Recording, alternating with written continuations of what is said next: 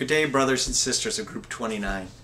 Recently, Pastor Wesley shared with the discipleship group leadership and the church a new vision for the role of discipleship groups at Alfred Street. In my opinion, this vision is so important to the health of the church and Group 29 that I'm making this video to make sure everyone in the group has an opportunity to receive this vision and take part in making it happen. Some of you may not know the history and purpose of the discipleship groups. As ASBC grew in size, Reverend Peterson envisioned the groups as a way for new members to connect to a smaller group than the church at large. As we go through even greater growth and past the 3,000 mark, this becomes even more important. As Pastor Wesley likes to say, as we get bigger, we have to start thinking smaller.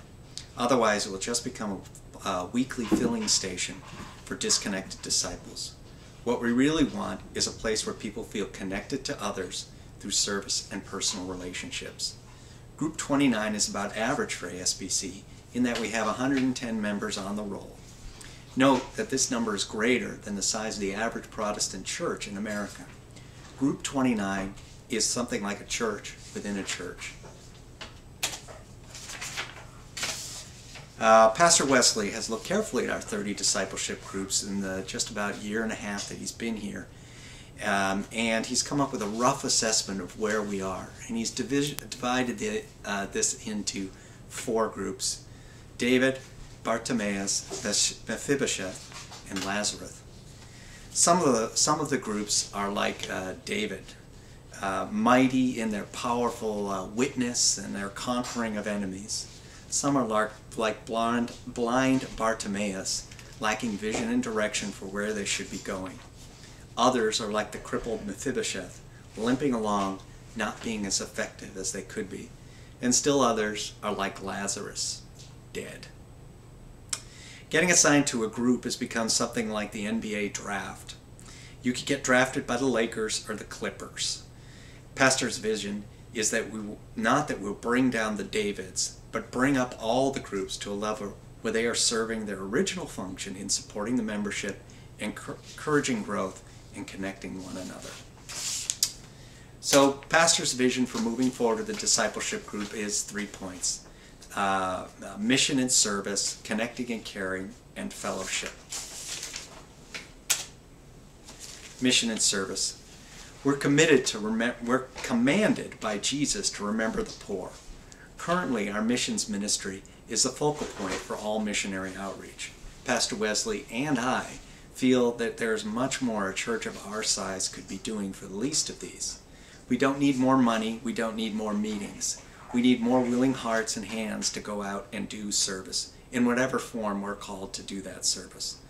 Many discipleship groups already are doing great service projects. Group 29 participates in some guest house support and in other projects. But with new people joining the group, it's time to reassess and revision the way we do missions work and try to get more people involved. So Pastor has asked us to identify 2 to 3 service projects to accomplish throughout the year. He's asked us to prayerfully and carefully assess the gifts, talents, and calling of the memberships of the group and align our efforts accordingly. While he would like us to focus on projects that serve the area around the church, 22314, we should feel free to serve where we are called and where we are needed. In our last group meeting in January, we discussed some possible project ideas. A list of those ideas includes support for guest house, reaching out to facilities serving drug addicts, projects serving the homeless, outreach to seniors and shut-ins, community fairs for young people in the neighborhood, distributing Christian tracts at church events. A full list is attached to this email, or you can call me at any time and I'll give it to you. We have some excellent resources within our group for helping us accomplish these missions. Rosette Graham, a member of our group, is the director of the missions ministry, has pledged to support any effort we desire to undertake. My wife, Rhodessa, is the director of the recovery ministry and has excellent connections to organizations that support persons working to overcome drug and alcohol addictions. And finally, Emma Waller is a staff member at Guest House, a home for women recently released from incarceration. As we think about the missions projects we want to take on, the pastor has asked us to limit the number of church-wide events we get involved with. doesn't have to be big to glorify God. He asks us to limit the fundraising for costly projects and rather focus on projects that require only hearts and hands to carry them out. And finally, he's asked us to try to involve as many of the membership as possible in our efforts. The second function of the discipleship groups should be connecting and caring.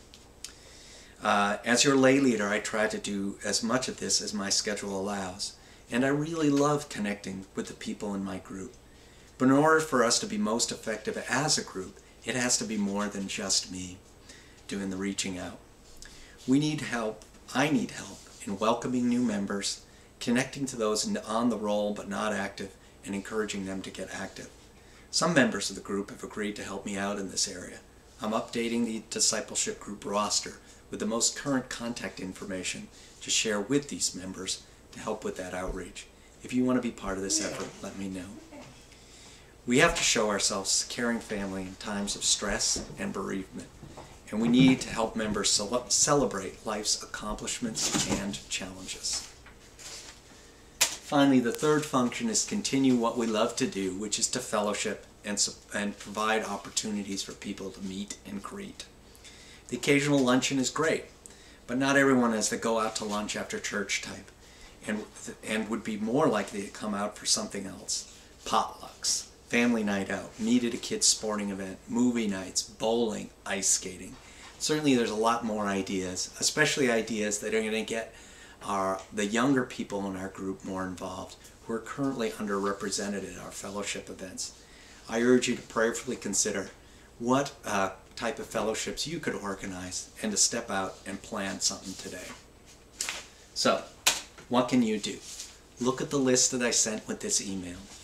Pray about your group and pray that God will reveal to you what His calling is for you in the life of our group.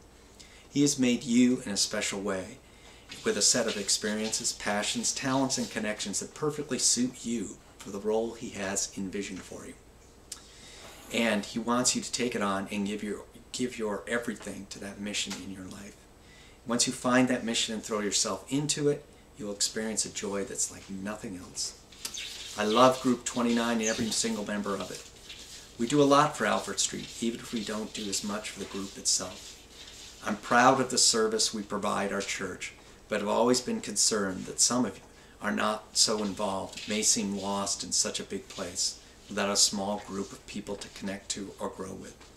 I pray that Pastor Wesley's vision will take root within our group and that we will grow into everything God wants us to be. We're now meeting every fourth Sunday after the 11 o'clock service in room 314.